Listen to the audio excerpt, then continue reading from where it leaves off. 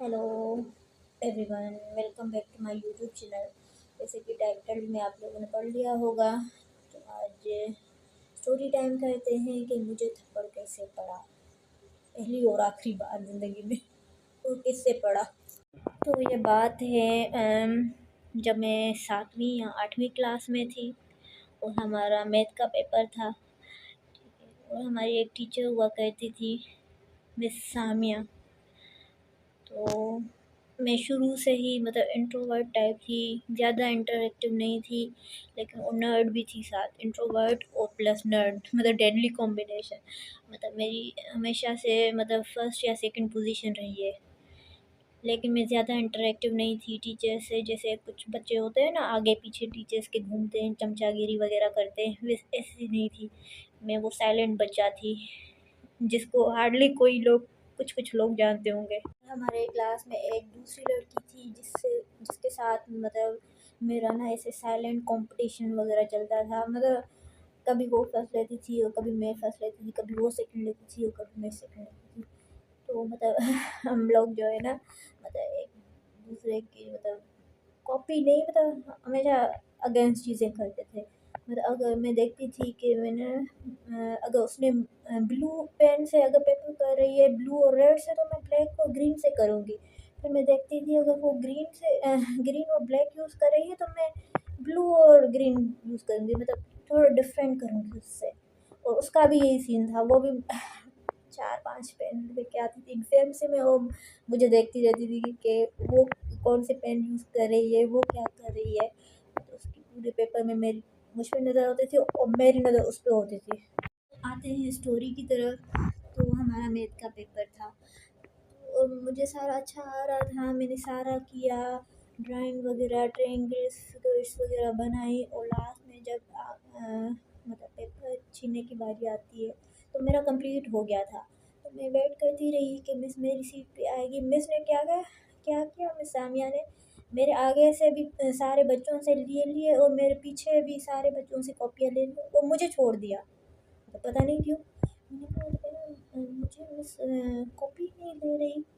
ना मैं इतनी इंटरेक्टिव या वो भी नहीं थी कॉन्फिडेंट कि मैं उधर जाके मिस को कॉपी दूँ। मैंने कहा अच्छा मिस जब तक दूसरों की कॉपी ले रही है या तो मैं अपना वो फिर ड्राइंग्स वगैरह जो है ना, ट्रायंगल्स वगैरह दोबारा कर लेती हूँ या इस तरह। और फिर काफ़ी देर हो गई, 5-10 मिनट गुजर गए। मिस ने सारा जो है क्लासरूम खाली हो गया और मिस काउंटिंग करने लगी। और 2-3 बच्चे सिर्फ वो मिस के इर्द गिर्द टेबल पे खड़े हुए थे।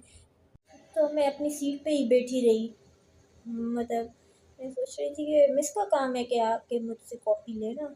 मिस ले ही नहीं रही थी और मिस अपनी काउंटिंग कर रही थी। उनकी सीरीज़ में से एक कॉपी कम हो रही थी, वो बार बार शीट बना रही थी और 2-3 बार काउंटिंग की है शायद। वो थोड़ा परेशान लग रही थी, लेकिन मैं सामने ही बिल्कुल बैठी हूँ, उनके बिल्कुल सामने, 3 सीट छोड़ के सामने पूरा मतलब क्लासरूम खाली है। फिर भी उनका मुझ पे ध्यान नहीं गया कि इसके हाथ में कॉपी है, वो कुछ लिख रही है।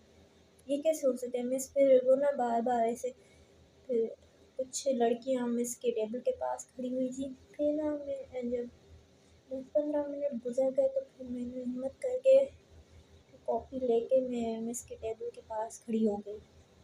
तो मिस ने कहा क्या है, तो मिस कॉपी। तो मिस ने ना कहा, तो मतलब मिस ने कहा तुमने अभी तक मुझे पेपर नहीं दिया था। धड़ाक करके मुझे इतनी ज़ोर से उसने थप्पड़ मारा, बिल्कुल मेरे कान और गाल पे। तो मेरा वो एयररिंग जो लूज़ होते हैं ना गोल्ड के, वो मेरा खुल गया था और मेरी आँखों में ऐसे टिप-टिप करके पानी बहना शुरू हो गया और मैं जैसे आवाज़ के साथ नहीं रोते वैसा रोना शुरू हो गई ऑटोमेटिक। तो एक मेरी सुज़ुकी वाली लड़की थी, तो उसने कहा चलो चलो, बस उसने ना जल्दी से ना मुझे ना वो इयररिंग पहनाए और ना फिर वो लेके चली गई घर। ठीक है, फिर ये मैं सारी पूरे दिन मतलब घर में किसी को नहीं बताया कि मिस ने मुझे थप्पड़ मारा है या क्या इस तरह। मुझे लग रहा था कि ये मेरी ही गलती है कि मिस ने मुझे थप्पड़ मारा। नेक्स्ट डे जो घर में पहुंची हूँ, तो ना पे ना मेरा इयररिंग जो था ना वो गुम हो गया था। मेरी अम्मी ने कहा तुम्हारी एक कान में ना इयररिंग नहीं है। तो फिर मैंने अम्मी को झूठ बोला कि ना वो निकल गया था, और फिर मैंने तो पहना था अपनी तरफ से, और इस तरह। नेक्स्ट डे मैं जब गई स्कूल, तो हमारे क्लास के थोड़ा सा आगे ही ना टीचर्स का स्टाफ था। नेक्स्ट डे जब ब्रेक मिली तो मैं भाग भाग के क्लास से निकली, तो जैसे ही टीचर्स का स्टाफ आया, मैं स्लो होगी वो सीधा देखने लगी, तो वो मिस जो थी, मिस सामिया, वो दरवाजे के बराबर में ही उनकी चेयर रखी हुई थी, वो बाहर देख रही थी। तो मैं ऐसे सीधा होके ऐसे रोबोट की तरह, जैसे मैंने उनको देखा ही नहीं, ऐसे स्लो स्लो जा रही थी। मिस ने कहा इधर आओ, इधर आओ। तो मैं डर डर के ना वो मिस के पास गई, तो ना चुप करके खड़ी हो गई। मतलब मुझे ये भी नहीं था कि मैं सॉरी बोलूँ या कुछ बोलूँ। मिस ने फिर ना मुझे गले से लगाया, मुझे प्यार किया। वो मुझे बोला कि मैंने आई एम सॉरी, मैंने आपके हाथ उठाया और मुझे ऐसा नहीं करना चाहिए था, और मुझे पता नहीं था कि मैं परेशान हो गई थी, मुझे ऐसा नहीं करना है। उन्होंने बहुत माफ़ी मांगी और मुझे ऐसे मुँह पे प्यार व्यार किया। तो मैंने कहा ठीक है मैम, ओके ओके ओके करके मैं कहा, मुझसे नाराज़ तो नहीं हो ना? ये नहीं। तो फिर मैं ना, मिस ने कहा ठीक है जाओ। फिर मैं भाग भाग के भाग के फुल स्पीड से निकली हूँ। फिर जाके फिर चीज़ वगैरह ली है, बस। फिर मैंने मिस को ना माफ़ कर दिया था।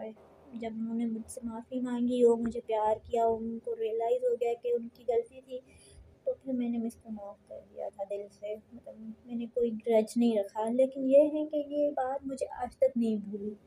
मतलब लेकिन कुछ टीचर्स होते हैं ना जो बच्चों को मारते भी हैं, लेकिन अपनी गलती रियलाइज़ भी नहीं करते। एटलीस्ट शी रियलाइज़ कि मैंने गलत किया था हाथ उठा के। तो यहाँ होती है हमारी स्टोरी कंप्लीट। तो ये थी मेरी ज़िंदगी की पहली थप्पड़, जो अभी तक मैं भुला नहीं पाई। इतनी ज़ोर की थप्पड़ थी कि मैंने मिस सामिया को तो माफ़ कर दिया है, लेकिन वो मैं थप्पड़ आज तक नहीं भूली हूँ।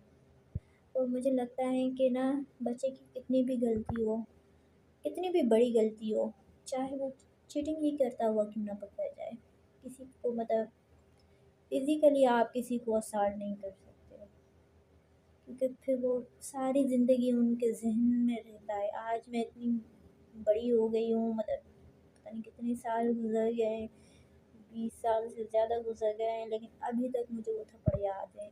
हालाँकि उन्होंने मुझे माफ़ी भी माँगी है थी।